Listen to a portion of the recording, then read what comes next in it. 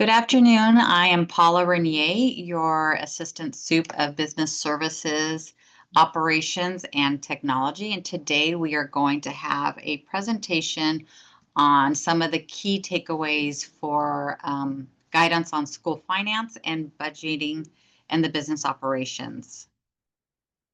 The purpose of this one is we wanted to help the community get a better understanding of school districts financing, LCFF, which is our local control funding formula, understanding the difference between an LCFF versus a community funded school district, and some of the challenges that school districts typically are having and ones that are coming up more now post the pandemic.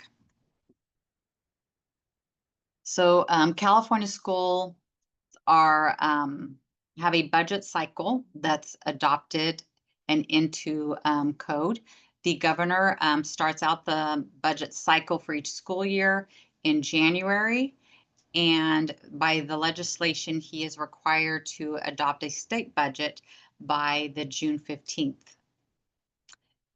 Our school system is also developed a fundamental and key funding sources. Our budget is comprised of a mixture of state, local, and federal funds. We have a constitutional amendment that requires a minimum guarantee for schools, and it's from K to 14, so it takes you to the community colleges. And then there are two main types of school districts, an LCFF versus a community funded school district. The budget cycle starts through, like I said in the previous slide, in January. The governor is required to, by January 15th, to provide his budget proposal for the upcoming school year. Then they go through the course of legislation going back and forth with revisions and recommendations. In May, the governor will then propose a May revise, which if there's any adjustments to what he's proposed, that's when it is proposed. School districts during that time are starting to develop their budget. So they're using the guidance that he provided in January, and then making any revisions, if there are any, in May, because in June, we are required as a school district by June 30th to have a budget adopted for our school district for the upcoming year. And the state is also required to have a budget by June 30th. What typically ends up happening is school districts adopt their budget prior, because of the cycle of board meetings is before the June 30th.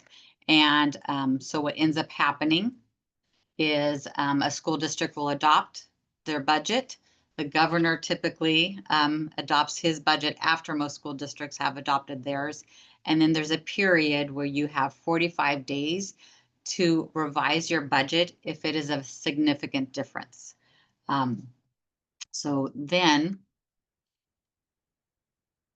we have, which is called our 45-day revision, which typically doesn't happen too often where the amount is significant. But during COVID, there was every year, most school districts were having to do a 45-day. That's when a lot of the state one-time funding was coming through at budget adoption, or federal funds were being released. So Prop 98. Prop 98 is the minimum constitutional amendment that requires school districts to have a certain amount of funding from the state budget. It was adopted in 1978. Sorry, my apologies. It was adopted in 1988, and it provided the amount of money that from our local property taxes and state was going to be put towards for schools. What it did also is it puts our buckets into, we have state, federal, and local funds. This is just a quick snapshot of what ours is. You can see that our state bucket is comprised of our LCFF, which is also where our property tax is. We have our federal buckets, which we as a community funded school district, we don't have a lot of those funds because they are typically targeted for students with higher needs. And then we have our local buckets.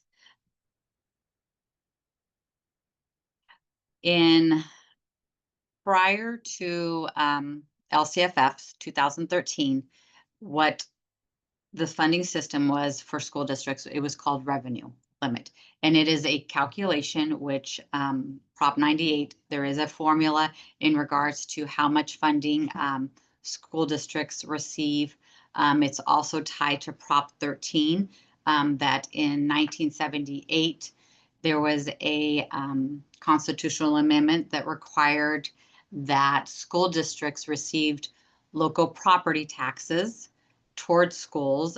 It was capped at the 1% property assessed value from a community, a school district's community, and what the difference that was not there was going to be backfilled by the state. And that was called the revenue limit. Then in 2013, we went through another shift in how schools were going to be funded. And the purpose of that was to give more flexibility and control at the local. Prior to that, school districts received the base, and then they were called categorical. So you received funding for certain groups and it was very restricted. LCFF took away all that, lumped it into a base. You have your base per student statewide. Every school district has the same base. Then you have your supplemental grants, which are based on your different groups, subgroups, and your concentrations. And you're allowed more flexibility and at the local level, and you have to have a local control accountability plan that ties to how those funds are being spent, but giving more control at the local level. But still, it's a very formulary into how the schools are being, per student rate are being funded. Then you have the differences. So between that, you're going to be seeing a difference between a community funded school district and a LCFF school district. So the differences are LCFF school districts is entitled to a calculation entitlement. Every school district has that. There is a calculation based on your enrollment by grade, how much your base is. For LCFF school districts, they have your local property tax, which is assessed based on your assessed value, fills that. And then whatever, based on your total LCFF calculation, the remainder that's not filled is going to be filled by the state from Prop 98. Community funded school districts are a little different. So they are they comprise at the property tax and state, very minimal state funding. And typically that state funding was from the 2013, their categorical hold harmless amount. And then whatever is over, the school districts get to keep. And we have the famous bucket that shows, you have your base, property taxes fill it, and then the state always backfills it. Community funded, we have our property taxes, we've fulfilled our bucket, and then it's overflowing. For our school district, you can see I tagged to show how much we are into a community funded school district. Our LCFF revenues are roughly our base, what the state says should be enough funds to fund your students, is 59% of our budget. Out of that 59%, 55% are our local property taxes. The state is only filling about 4% of that LCFF base formula. There are things that need to be understood in regards to community funded school districts. A lot of individuals think, oh, it's amazing, you have a lot more flexibility. Yes, there are pros, but there's a lot of volatility that can happen. You have to have more close monitoring of your budget. because a lot of it is tied specifically to your local environment. Community-funded school districts receive all or nearly all of their funding from property taxes, and they overfill. But there's volatility. If you're growing in enrollment in your basic aid or community fund school district, that necessarily doesn't benefit you because you have more students, but your base is still the same. Then so that's your enrollment impact.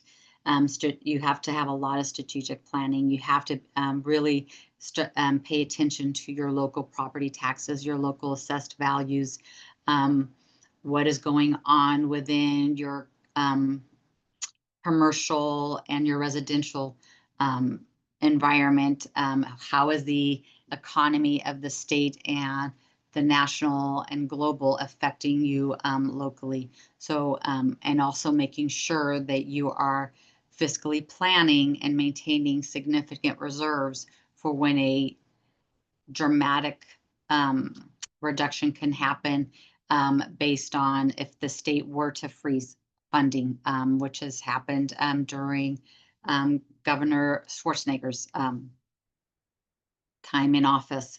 There was a time where he mid-year cut the budget, and for community-funded school districts, that was a huge impact because mid-year they were committed to all these expenses and contracts, and the state funding was changing, and that funding wasn't coming in, so they were having to backfill with all of their local.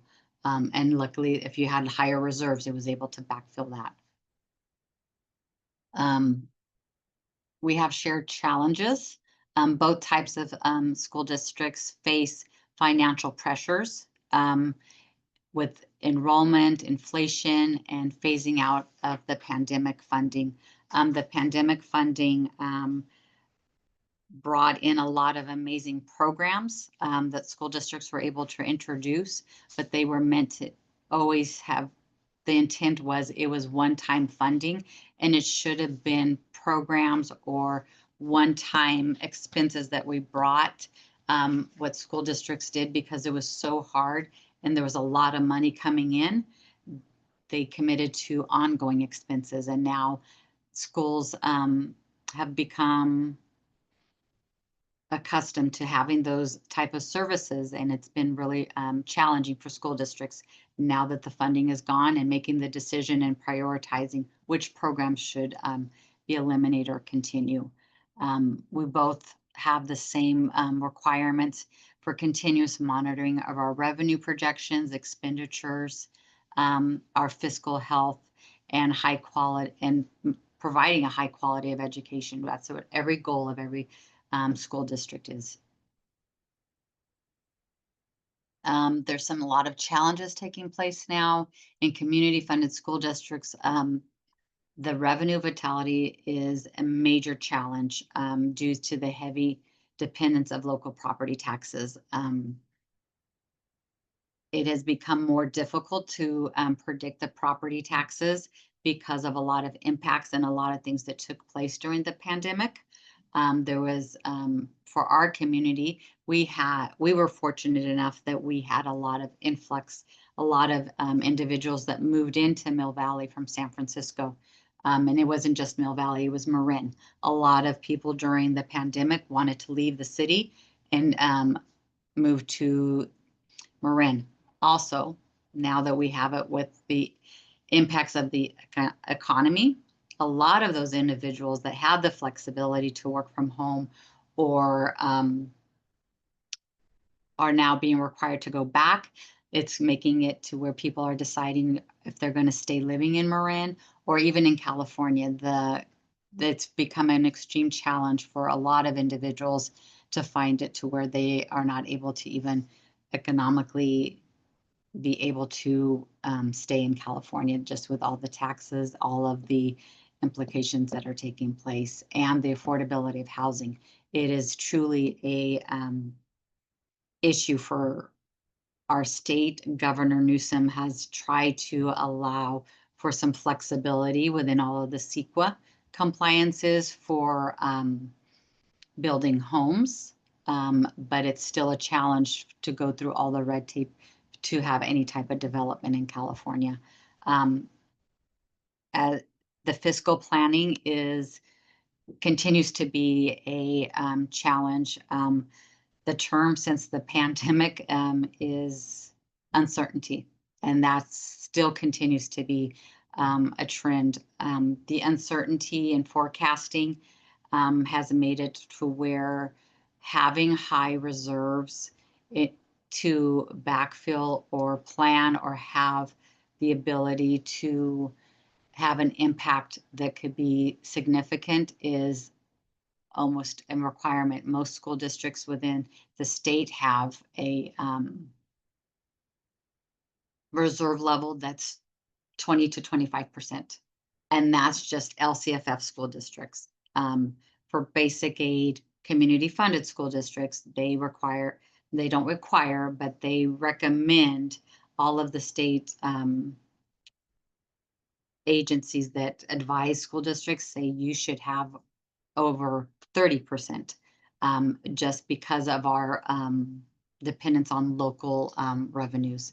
So the challenges for school districts now, we have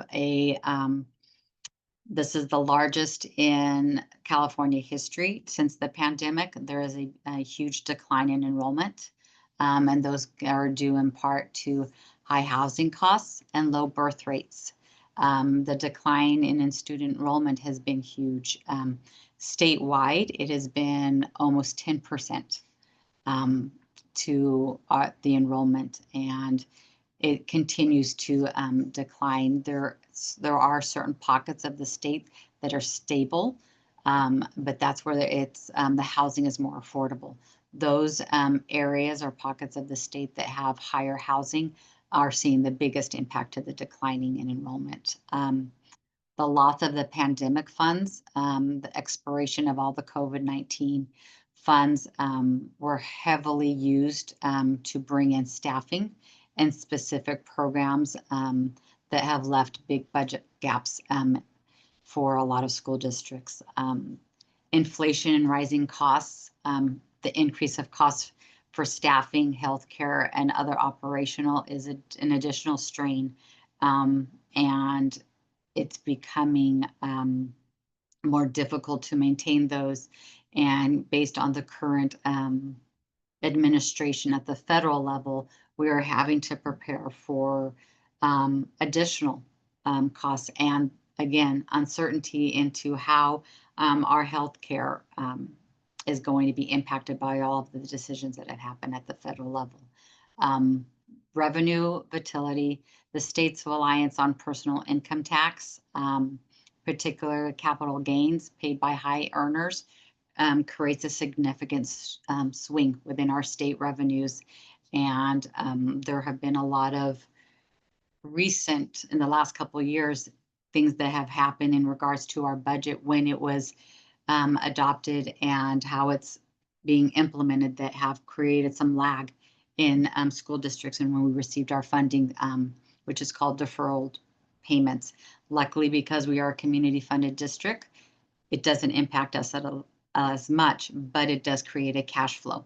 And that's another reason why we have to have some higher reserves, because in order to make sure that we have the cash flow for within our budget during the course of the year. State reserves help to buffer the volatility of short terms, but it is the district reserves that really should be maintained and monitored to make sure that we have enough to cover for expenses for a certain amount of time. Currently, our board policy of having a reserve between 25 to 35%. It was developed by our Budget Advisory Committee, which represents our bargaining groups. It represents parents in the community. It represents individuals that were part of our CFAC committee. It was a very collaborative group that looked at how and why we were coming up with a 25 to 35% reserve. And a lot of it was the major one is we are funded by a significant amount of local funds, and that is through our parcel tax, our parcel tax is 21% of our budget. And if those funds, which are due to expire in June of 2029, were to not continue, that would be 21 of our percent of our budget. Not necessarily of our expenses, but of our budget, and we're already deficit spending. So that was a significant reason why they landed on the percentage of our reserves to at least make sure that we can sustain 1 year to make up for those losses.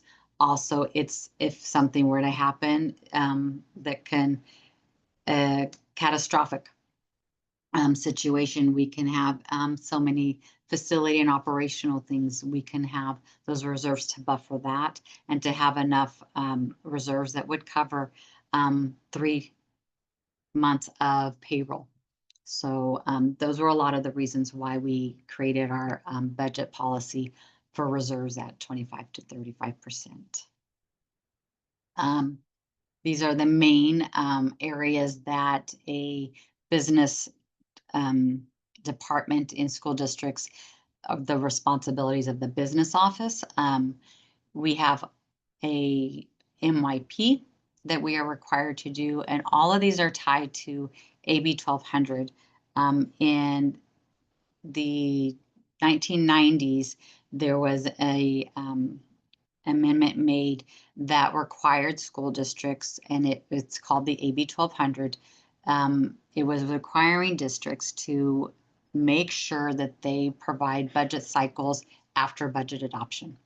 Prior to that, there were not all of the oversight and requirements for school districts, and that's when, after the first round of the Oakland School District takeover, this was put into place, and that was to help prevent from those events happening and making sure that there was more monitor and oversight of school districts' budgets.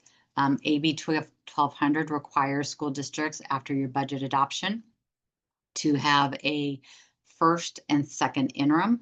That cycle is, our first interim is all expenses and revenue changes that have took place since budget adoption through June, end of June, and we present that at a December board meeting. And then we have our second interim, which is all expenses and budget revenue revisions through the end of February, and we present that in March.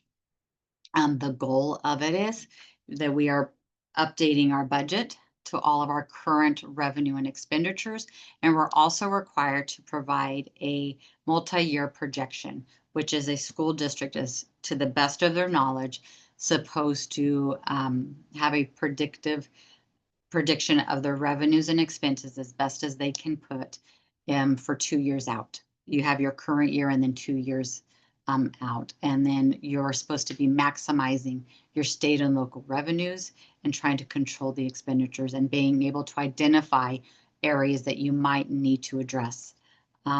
Also, the AB 1200 is a requirement that the county office provides fiscal oversight, and they review those and are fiscally monitoring also what we are providing and seeing, is a district close? Are they needing some type of assistance? And in some areas, it is the county office that provides that assistance, or school districts can actually go to other lead state agencies like School Services of California, which Mill Valley did last year, and FCMAT, which is our Fiscal Crisis Management Assistance Team. And they are the agency that's actually tied to the AB 1200. So when AB 1200 was established, it also established the FCMAT agency, who is the main agency for the fiscal oversight. And it's not just for crisis management. They are the agencies that come in when a school district is taken over by the state, but they are also the agency that helps with all of the training, all of the guidance for all the business officials across the state. This is just a slide again explaining the different budget cycles that we are required to do due to the AB 1200. a more detailed on the MYP, which I explained, which is it's showing our requirements, and it also requires that the base is at the minimum based on your ADA. Every school district has a minimum reserve. Most school districts across the state, you hear it's a minimum of a 3% throughout the 3 years of reserves. There are some pockets where based on their ADA, they have to have a 10%. So it's all based on an ADA scale. And then on top of that, there are school districts like ours that have their own local budget reserve policy, which they maintain, and it has to be shown within their MYP. The reasons for high reserves, it is important that individuals realize we don't have a crystal ball within a school district, but we do need to closely monitor and look at our state, federal economic forecasts and fertility. That's something that businesses locally and statewide are always doing, always looking for unknowns, impacts of how the federal taxes reform on state revenues might be hitting locally, forecasting revenue changes, and looking at the expenditures and how that's impacting it, looking at our ending balances, and also looking at our enrollment scenarios. It's been really difficult for school districts since the pandemic to be able to predict enrollment. It used to be a lot easier for school districts. Typically, they were stable and there was trends. You can use your birth rates. Since the pandemic, it has been extremely hard to predict when enrollment's going to increase or decrease. And also for Mill Valley, it is a unique community in that prior to the pandemic, individuals, you couldn't necessarily use the local birth rate.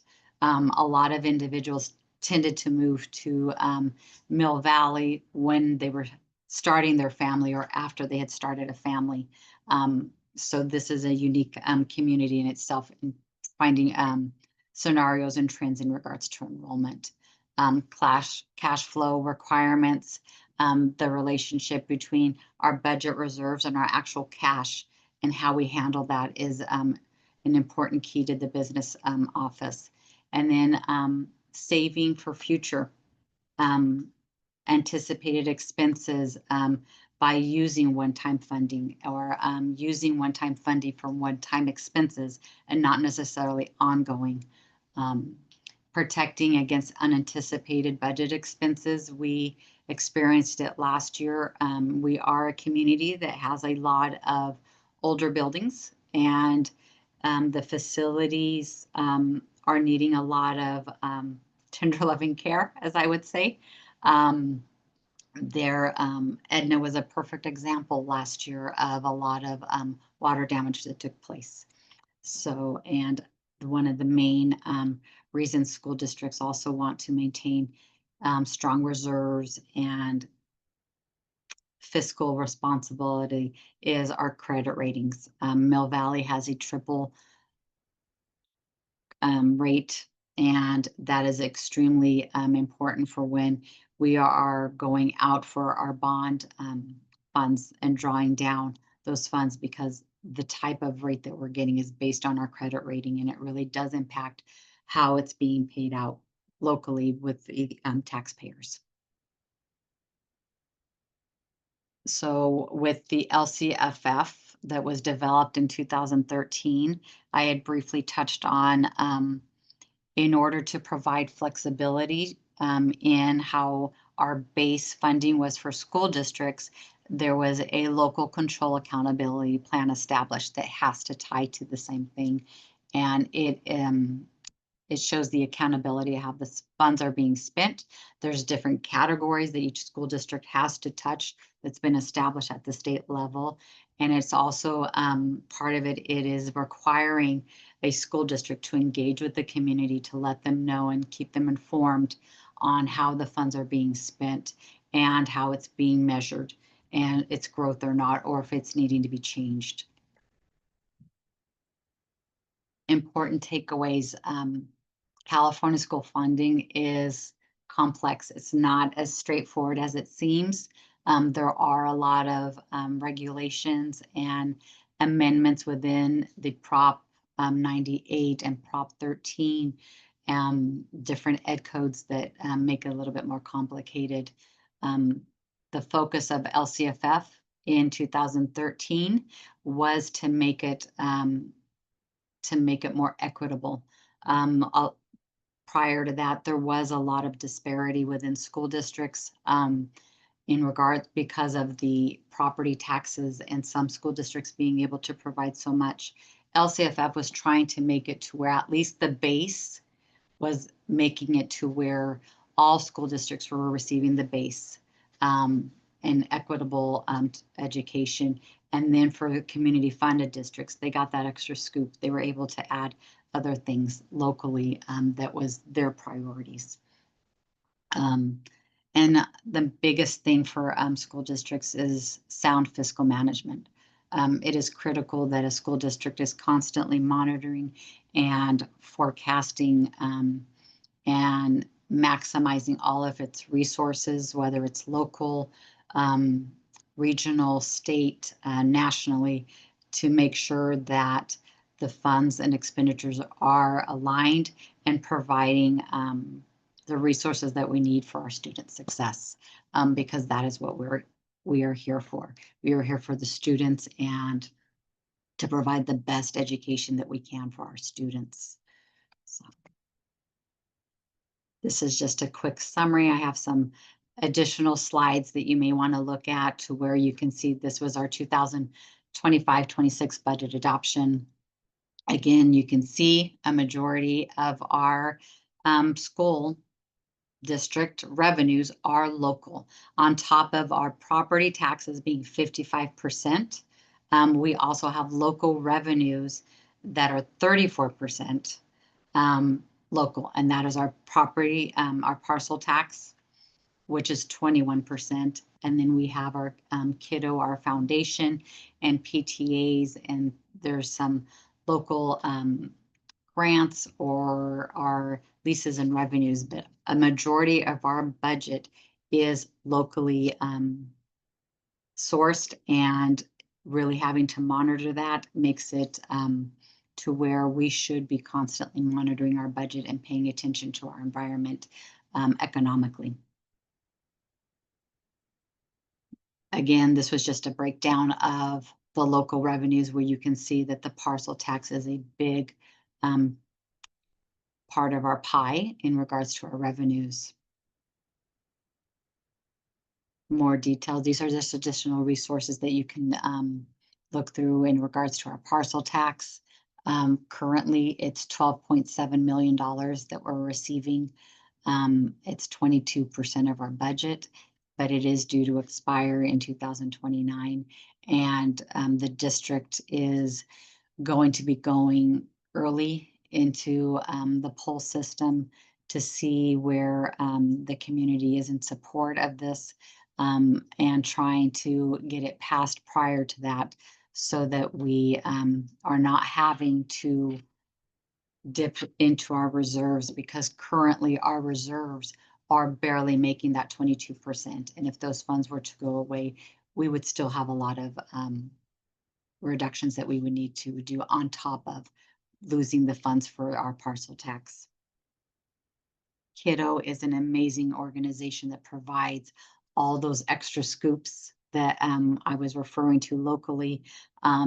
School districts across the state now are able to receive more arts and music due to the Prop 28, but we are fortunate enough in our community that our foundation has been funding these programs for years, and our students are able to get enriched programs of art, music, drama, and dance. Our PTAs also are amazing in that they provide for all the additional field trips, assemblies, community building events that a lot of school districts are not able to do, even locally.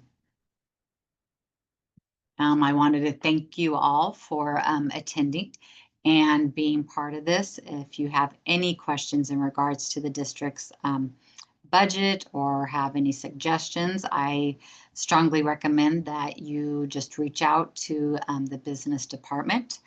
You can reach out to me or to Sue Murphy, our Director of Business Services, and we would be more than happy to meet with you or just sit down with you, provide you any additional fiscal guidance or resources that you're needing in order to help analyze or get a better grasp of how we're doing our fiscal oversight, our budgeting.